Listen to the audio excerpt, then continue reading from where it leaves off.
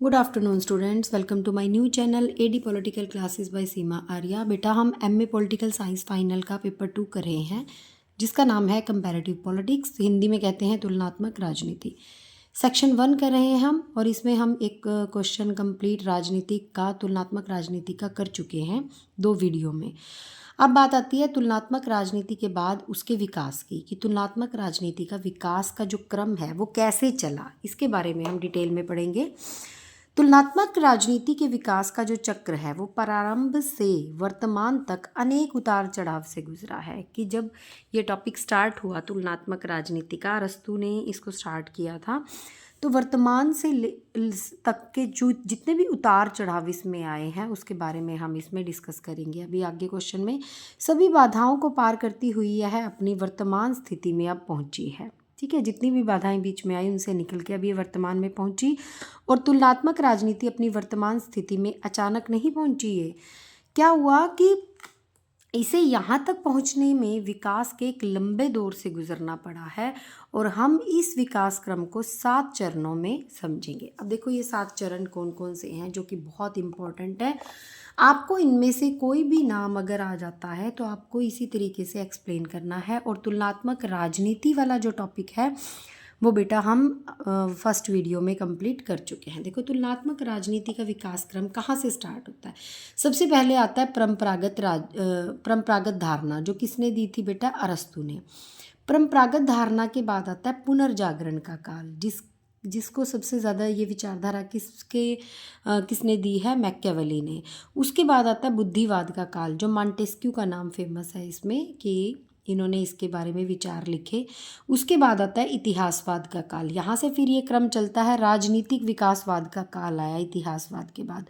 फिर आता है प्रथम विश्व युद्ध का काल, और उसके बाद आता है बेटा द्वितीय विश्व युद्धोत्तर, मतलब युद्ध के बाद के विकास का काल। इस तरह से हम पढ़ेंगे, क्योंकि इनमें से कोई भी शब्द अगर आ जाता है कि इस चक्र को समझाइए, इस विकास प्रक्रिया को समझाइए, मान लो पुनर्जागरण काल दे दिया, तो हम केवल इसी के बारे में बताएंगे तो हाफ पेज में इसका टॉपिक खत्म हो जाएगा। एक पेज में हम मेन बात अगर लिखते हैं तो हमने इसका पूरा क्रम लिखना है विकास का, सिर्फ इसके बारे में नहीं बताना।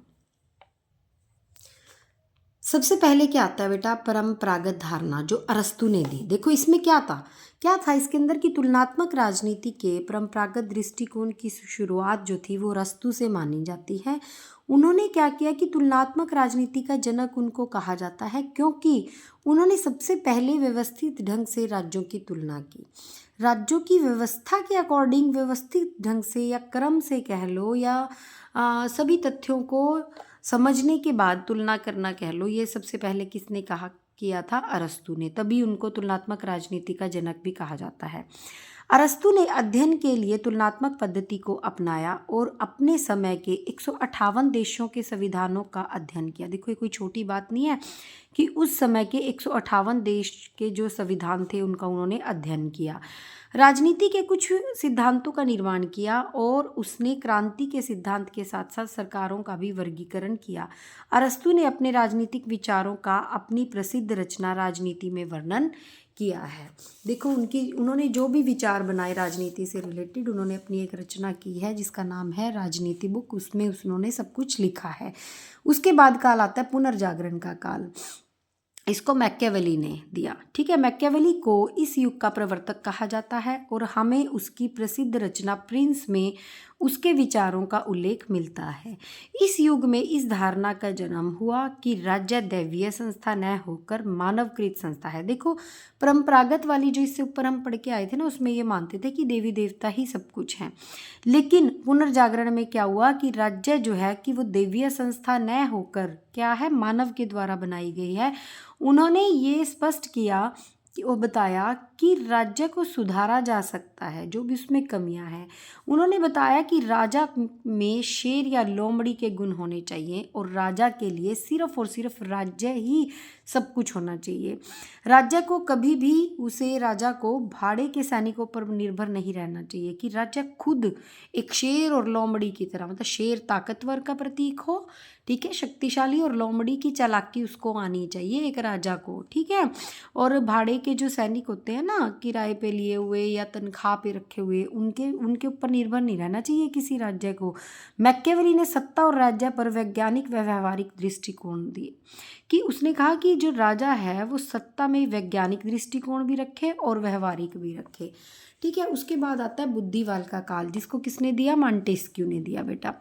बुद्धिवाद काल में सबसे महत्वपूर्ण विद्वान कौन थे? मॉन्टेस्क्यू थे।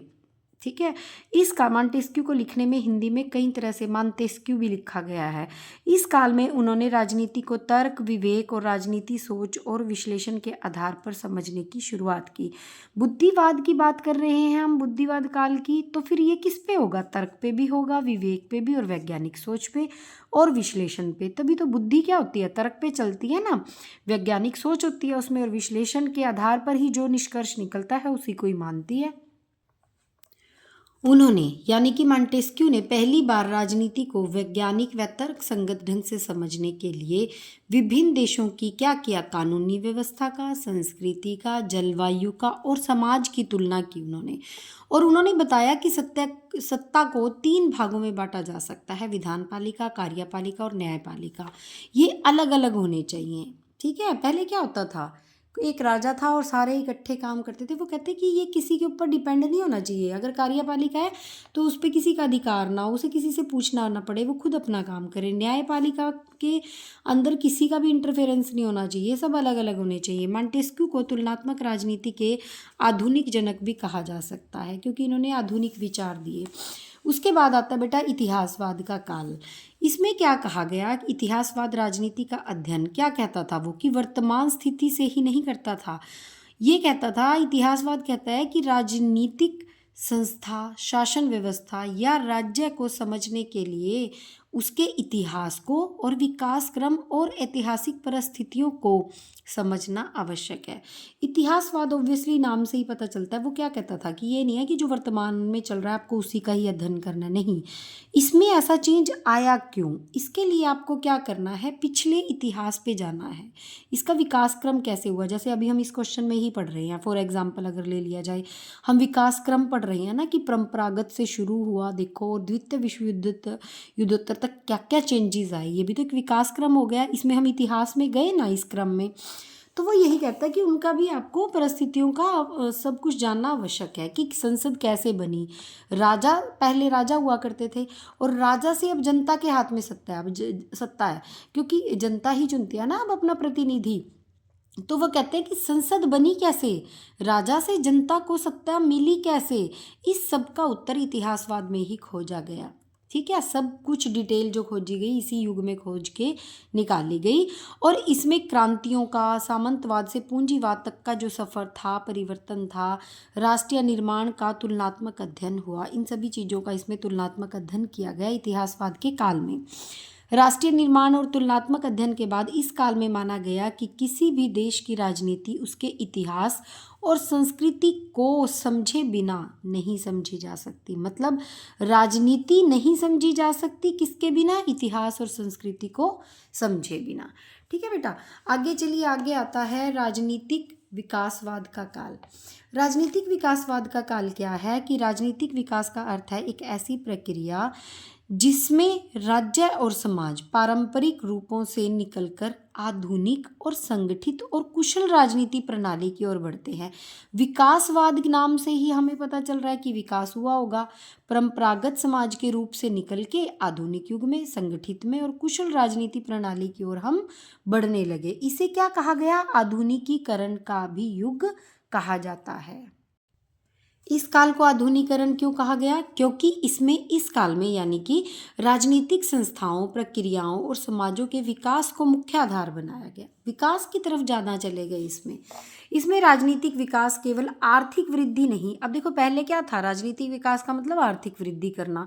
राजाओं के पास क्या होता था? अपने जहाँ पे वो धन रखते थे, अपने पैसे इकट्ठे करने और धन को और संपदा को विकसित करना, यही होता था ना।